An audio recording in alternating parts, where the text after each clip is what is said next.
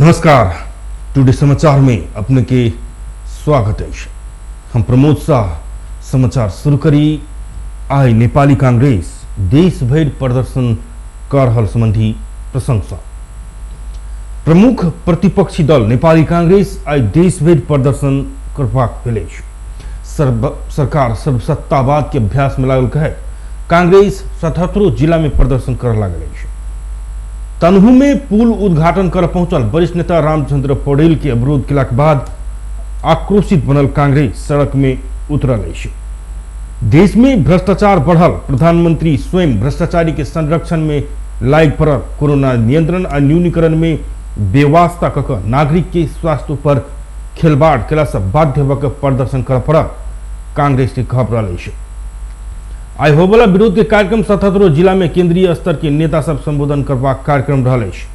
Party सभापति शेरबहादुर देउबा हेटौड़ा में आ वरिष्ठ नेता रामचंद्र पौडेल काठमांडू में होबला कार्यक्रम के संबोधन करबाक कार्यक्रम रहल कांग्रेस जनौलक है।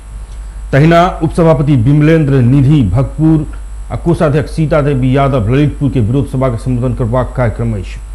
महामंत्री डॉक्टर शशांक कोइराला विराटनगर, सह महामंत्री डॉक्टर प्रकाश शरण महत झापा, पूर्व उपसभापति गोपालमान श्रेष्ठ काभ्रे, पूर्व महामंत्री प्रकाशमान सिंह धनुषा, सह महामंत्री सुनील बहादुर थापा धनकुटा आ पूर्व सह महामंत्री डॉक्टर रामशरण महत चितवन, अर्जुन नरसिंह केसी कास्की में होवला विरोध सभा के संबोधन करबाक काल कांग्रेस जनौलक है।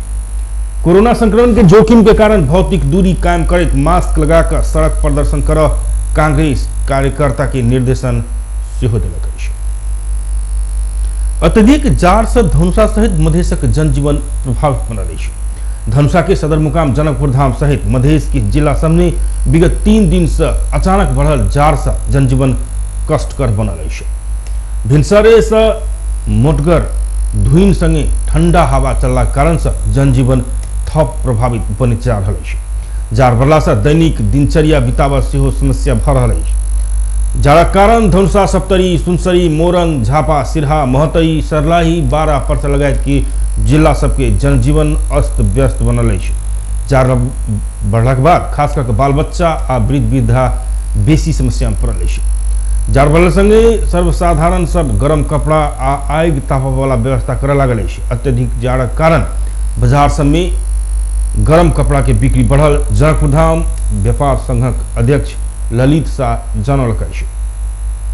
प्रादेशिक अस्पताल जनकपुर धाम में ठंडा के कारण रोगी की संख्या बढ़ लागल अस्पताल जनौलक है। प्रादेशिक अस्पताल में दैनिक 90 से 95 गो रोगी इलाज के लिए आबि रहल प्रादेशिक अस्पताल जनकपुर धाम के medical superintendent doctor Pramod Yadav जनौलक है।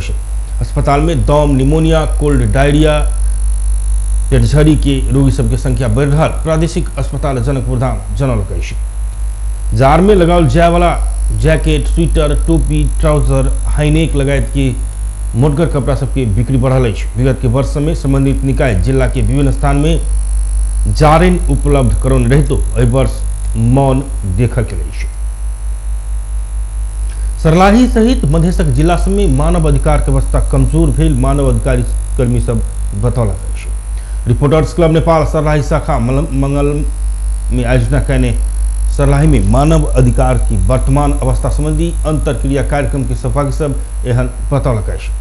नेपाल में मानव अधिकार संबंधी कानून सब निर्माण कयल गेल रही तो कार्यान्वयन पक्ष कमजोर भेला पर मानव अधिकार के अवस्था कमजोर भेल अधिकार कर्मी सबके कह प्राप्त है। कार्यक्रम में बजट थर्ड अलायंस सरलाही के अधिकृत मुकेश मिश्र राज्य मानव अधिकार हनन संबंधी ऐन कानून सब बनौने रही तो ओइके कार्यान्वयन पक्ष कमजोर रहल उपराग केलक। लैंगिक हिंसा विरुद्ध 16 दिन अभियान चल रहा रही तो जिला में लैंगिक हिंसा की घटना सब बंद नहीं भेल बतौलन। लोकलाज असामाजिक दबाव के कारण गांव घर में घटे वाला अधिकांश घटना सब बाहर नहीं आयल आ किस घटना सब बाहर आयल रही तो न्यायिक निकाय व्यवस्था के लिए सहभागी सबके उपराग रहल है। विभिन्न औपचारिक कार्यक्रम सब में पैघ भाषण सब कर आयल रही तो घर में जाकर कर वाला व्यवहार में परिवर्तन अब नहीं सकल सब बतौलन।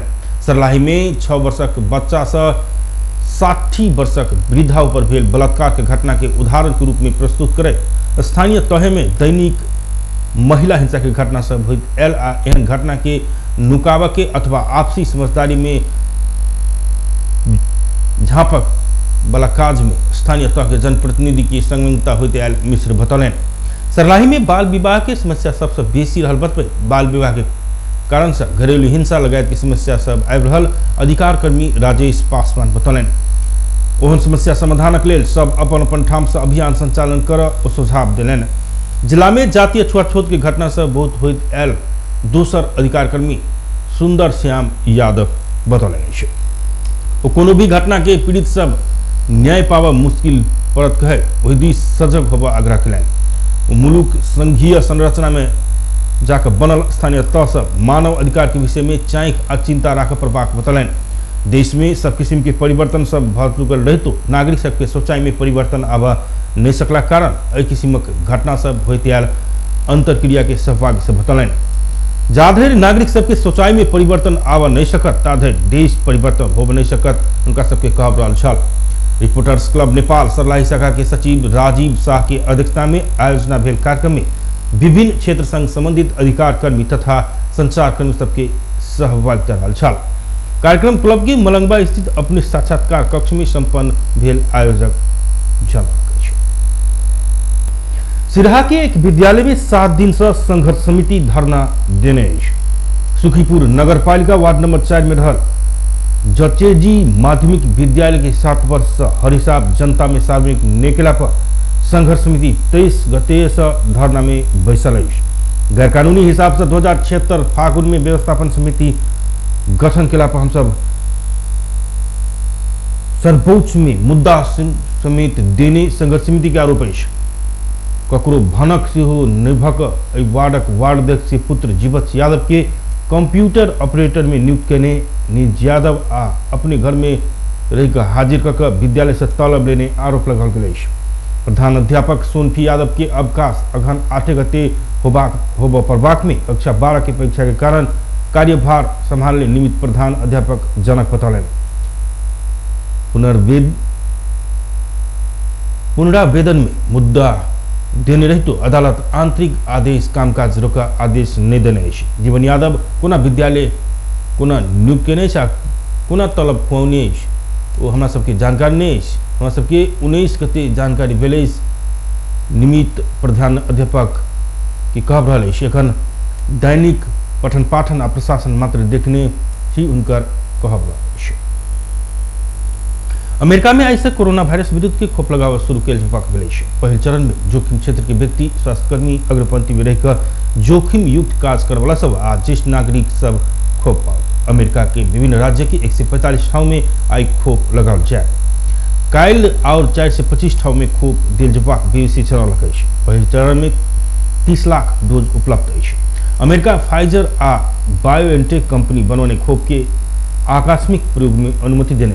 अमेरिका के खाद्य तथा औषधि विभाग कोविड-19 के विरुद्ध के खोप के स्वीकृति देने संगे अमेरिकी नागरिक के खोप देव सब प्रक्रिया पूरा किया गया। वो कंपनी बनौने खोप 95% सुरक्षित मानल गई। फाइजर पहल चरण में दिसंबर अंत धरि अमेरिका के लिए 64 लाख डोज खोप तैयार करब। खोप 2 डोज लगाव प्रभाग रहल। पहल खोप लगौने 73 हफ्ता अर्थात 21 दिन के दिन दूसरा खोप लगा प्रभाव होते। पहल चरण के खोप से 33 करोड़ जनसंख्या भेल अमेरिका के लगभग 30 लाख नागरिक के पहुंचल। फाइजर के खोप के अमेरिका सहित बेलायत कनाडा सऊदी अरेबिया और बहराइन अनुमति दे चुकल है। कोरोना वायरस से सबसे बेसी प्रभावित अमेरिका में एखन धरि 1 करोड़ 67 लाख 11 हजार कोरोना से संक्रमित भेल। संक्रमित में से 3 लाख से बेसी के मृत्यु भेल तो 97 लाख 13 हजार ठीक से हो गए। सन 2022 में वेस्ट इंडीज में होने वाला 19 वर्ष नीचा के विश्व कप क्रिकेट के लिए अंतर्राष्ट्रीय क्रिकेट काउंसिल छनौट की प्रक्रिया सार्वजनिक कल जहाँ में नेपाल विश्व कप में स्थान बनाव एशिया छनौट पार कर प्रभाव भेल। आईसीसी सार्वजनिक करने छनौट प्रक्रिया के अनुसार नेपाल यूएई में होने वाला छनौट प्रतियोगिता में पार कर प्रभाव भेल। छनौट प्रतियोगिता में नेपाल चैंपियन भेल तो विश्व कप में स्थान बनाओ। सन 2021 में होने वाला छनौट प्रतियोगिता के लिए नेपाल सीधा एशिया छनौट में स्थान बनौने। नेपाल संगे यूएई आ मलेशिया से हो सीधा एशिया छनौट में पहुंचल। बाकी 2 टीम रीजनल छनौट से पहुंचल। जाहिमे भूटान, हांगकांग, ओमान, कतार, सऊदी अरेबिया, सिंगापुर और थाईलैंड खेलपाक करे। रीजनल छनौट से शीर्ष 2 स्थान बनावे वाला टीम एशिया छनौट खेलक, जाहिमे नेपाल सहित 5 टीम के सहभागिता रहल। छनौट प्रतियोगिता कहिया है से मिति तो का बाकी रह गई है। बेस्ता टुडे समाचार एखन के लेल एतबे। हम प्रमोद की विदा दिया। देखते रही टीवी 2 जनकपुर। नमस्कार।